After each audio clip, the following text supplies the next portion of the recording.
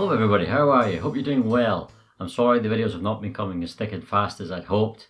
Just had so much to do with the house. It's still not there yet, but we're getting there. I have finally finished my HPI Venture Build. Look at that. What do you think of that? This colour is amazing.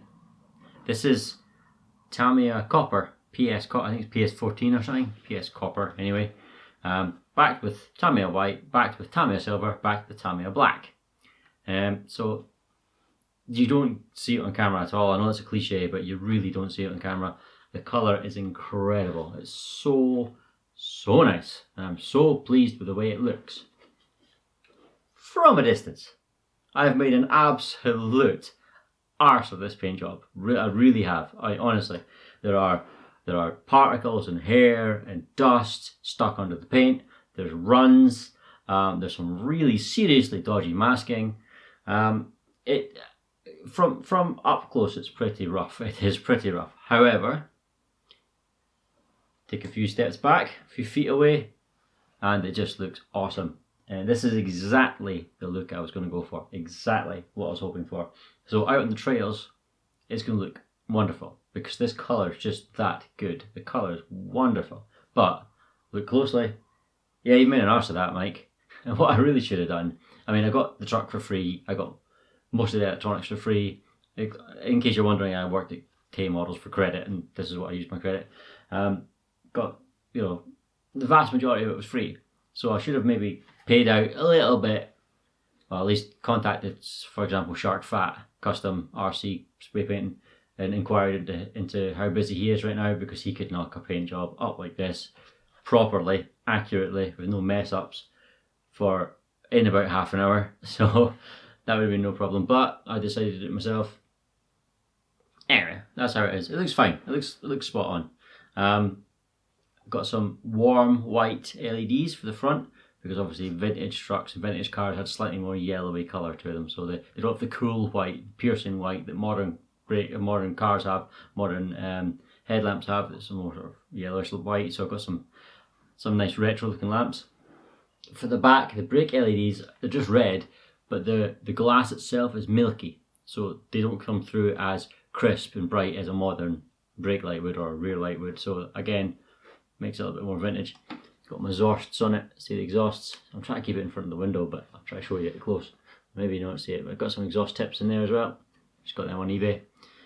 Overall, I'm really happy. Today's video, I'm just going to be reviewing the build of the Venture. I've not run it yet, so I'm not reviewing the Venture as a truck, as how it performs. But in terms of the build itself and the quality of materials, the fit and finish, and the design. So first things first, let's get the body shell off and show you what the chassis looks like. Incidentally, that's the Axial Chevrolet C10 body shell. Comes with the bumpers. Comes with a lot of things actually, all the scale details and all the chrome parts. This is the Venture chassis. It's typical HPI. Some really nice touches, some really nice design, really nice details with weirdness and silliness thrown in. For example, the lovely straight drive line with the very shallow angle drive shafts, and very nice and straight. Lovely links. Like the quality of the parts, the fit and finish was utterly superb. The plastics are lovely, the metal is lovely, the shocks are beautiful with the dual rate springs. See that? But weirdness, just HPI weirdness. Like for example, these are RC 4-wheel drive, front and rear, RC 4-wheel drive bumper adapters, which are, as far as I'm concerned, the most critical mod you can do to your Venture, because HPI, in all their wisdom, decided to use bumpers that aren't compatible with every other crawler in the world, every other company in the world who's been making third-party companies making parts for Axials, Viteras, G-Mates for years and years and years and years, and none of the stuff fits a standard Venture. So Venture owners have to either buy bumper adapters, you can get printed ones, or you can use these RC 4-wheel drive ones, which are actually quite reasonably priced, or you've got to stick with only HPI's own stuff, which you've got like 3 to choose from. And the thing is, it's not like the design is unique or revolutionary, it's going to push the hobby forward. No, it's exactly the same design. these two hole, the posts slide through. Exactly the same design as everybody else's, it's just that they're 2 or 3 mil closer in. Why? How does that help? Why does that benefit you? Just use everybody else's design, for goodness sake. So, typical HPI weirdness. The battery tray is not in a standard position. I've got it right here behind the gearbox or behind the center transfer case. The battery tray should be longitudinally mounted between the rear shock hoops. The reason I got it mounted down here is you see how much lower that sits. It used to sit up here. Now it sits considerably lower, lowering the center of gravity. Also moves the weight a little bit further forward. The rear, well, I suppose it's the battery tray. I was going to say rear battery tray, but it's a battery tray. Also acts as the rear brace. So if you have to take the battery tray off to replace another one, you need a different brace to compensate. So I've got a 3D printed brace as well as the 3D printed battery tray, both from Shapeways. And it actually looks great. The finish is perfect. The finish is spot on. It looks like it should be there. But this is where the battery tray would be. Now it's here. So that's the modifications I've got to it. RC 4-wheel drive bumper mods, battery tray, brace mod, and the rest of it's completely standard. These are G-made MT-01 tyres and just some sort of cheapy Amazon, very nice looking retro beadlock wheels. I just loved them. As soon as I saw them, I was like, I need them. I need them. They will go so well with the C10, and they do. Dead happy with that. So, building this truck. This kit was on its way to being the nicest kit I've ever built. Fit and finish was awesome. The quality of materials was lovely. The bearings are great. I mean, they're not rubber shielded bearings, but you know, which crawler does come with rubber shielded bearings? They would have been nice, but asking too much there probably. The design's great. It bolts together really well. And everything was so slick until it came to, we had the gearbox, you put the bearings in, and this all spun really well, and this half all spun really well with the cogs and the bearings, but as soon as you mated the two gearbox sides together, they were just a little bit, grind is too strong a word, but a little bit rumbly, a little bit frictiony, a little bit noisy, and so obviously I split it a little bit. I repositioned everything, made sure everything was perfectly square. Tried again, still wasn't quite great. So, you know, you can loosen off the screws a little bit or balance it that way, bias it that way, or bias it this way, you know, with the screws tighten more one side or the other. I tried a few things. I got it as good as I could, but the gearbox is just not that wonderful. It's perfectly functional and it goes fine, and it's not massively loud. It's okay. And the transfer case was the same. So I'm talking about this gearbox here with the spurs, and then the transfer case, it was exactly the same. They just weren't brilliant. They were okay, they work, relatively quiet, but you compare this to my G-made Commodore, which had some heavy use. The Commodore's still way quieter. The gearbox in the Commodore puts this one to shame. That's probably the biggest downside, apart from the stupid bumper design, or bumper mount design.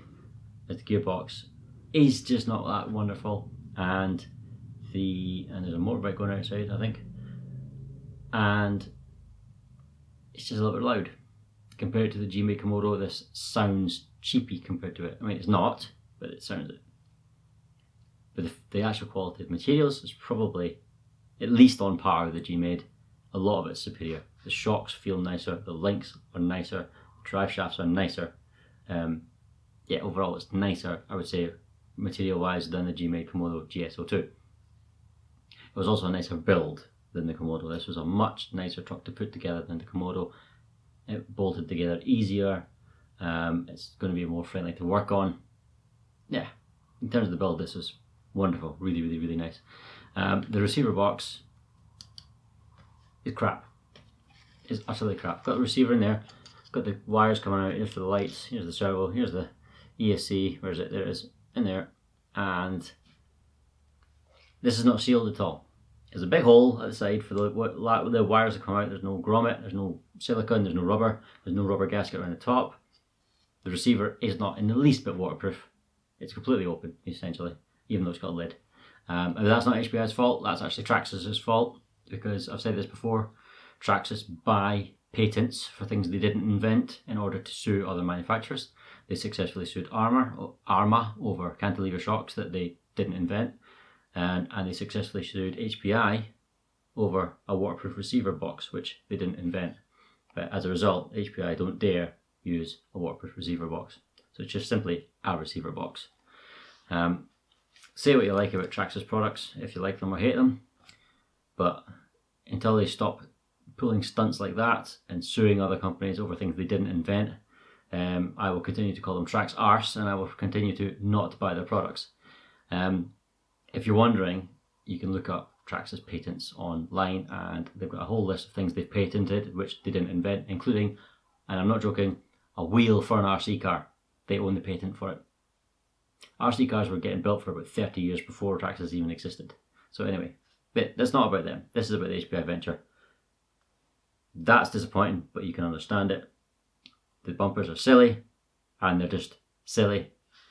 The battery tray up between the hoops is fine, depending on your setup. You know, if you're running this on a 2S LiPo, doesn't weigh much, won't make any difference, no downside. Run it on a 3S, bit more weight, you maybe want to get the mod to lower it down, get it down here rather than up here. However, you might, for example, be running heavy wheels or heavy axle weights or something, in which case that will offset the height of the battery anyway. I just chose, since you could, relatively easily, get the tray down here, battery down here, that's what I did. Now, what about compared to the Commodore? Well, let me get the Commodore and I'll show you. So here we have the G-Made Commodore GSO2 double cab. There's the Venture. As you can see, the G-Made physically is a bigger chassis. It seems to have a lot more to it. But strangely, despite the fact that you can see it is a fairly sizable chassis, and it is running, let me put this down for a second, it is running SSD brass knuckle weights in here, very heavy. It's running stainless links at the front. It's running hardened steel drive shafts. And it's running bigger tyres, a lot bigger tyres. Massively bigger. Despite all that, the Venture is noticeably, or notably, whatever one you want, much heavier than this. Much heavier than this truck. That's took me by surprise. Could be because I'm using alloy beadlocks all round rather than plastic ones on that. That'll obviously make a bit of a difference, although these are very light, but they will add up, all four of them. But it's probably, I mean, also it has brass axle weights, front and rear, in here. But they're not as heavy as the SSD brass weights on the Commodore. I think it's more because there's a lot more sort of big chunky metal bits on a Venture. You know, the bits to mount the links to are all metal, they're all chunky. You see here on the back axle, there's just a lot of pretty small heavy bits dotted around, and overall this is a much heavier truck.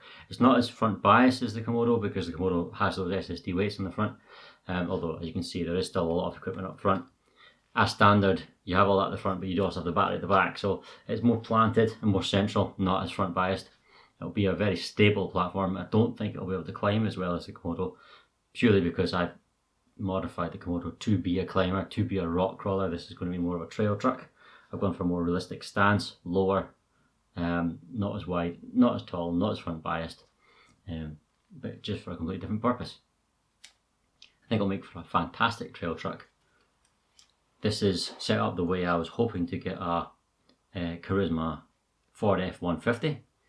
That's because that is what I really wanted until I heard some reports of iffy quality and things like that and inconsistency, so I went for the Venture instead, but this is the way that I want it set up, matching the F-150. Yeah, we'll see how it gets on. We'll see how it gets on.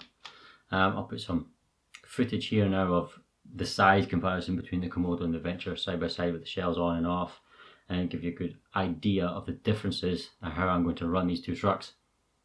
We'll have some overlap. I will have some videos of them both running together, but for the most part, one's a trail truck, nice and low, nice and stable, nice and even. And the other one is a crawler, rock crawler, obstacle crawler, front biased, tall, big wheels, big tyres, just getting over things. Yeah, it looks good. Really nice to make, really nice to build is what I meant to say, really nice to build. Lovely finish on all the materials. Just a completely underappreciated, undersold, unknown chassis, really. And it deserves more than this because from the design alone, the features it's got, front biased. I love the fact that you've got the front gearbox right there, split to a transfer case to try and keep as much weight forward as possible. The drive shafts are plastic, but they're lovely, really nice finish, really nice tight tolerances. Everything is actually, everything has nice tight tolerances. There's no squeaking from the suspension or anything. It's nice. It's really, really lovely. I hope it drives lovely. We'll find out. It just doesn't sound quite as quiet as the Commodore. A wee bit louder. Yeah, well, what can you do? Right, thanks for watching. Take care. See you soon. Bye bye.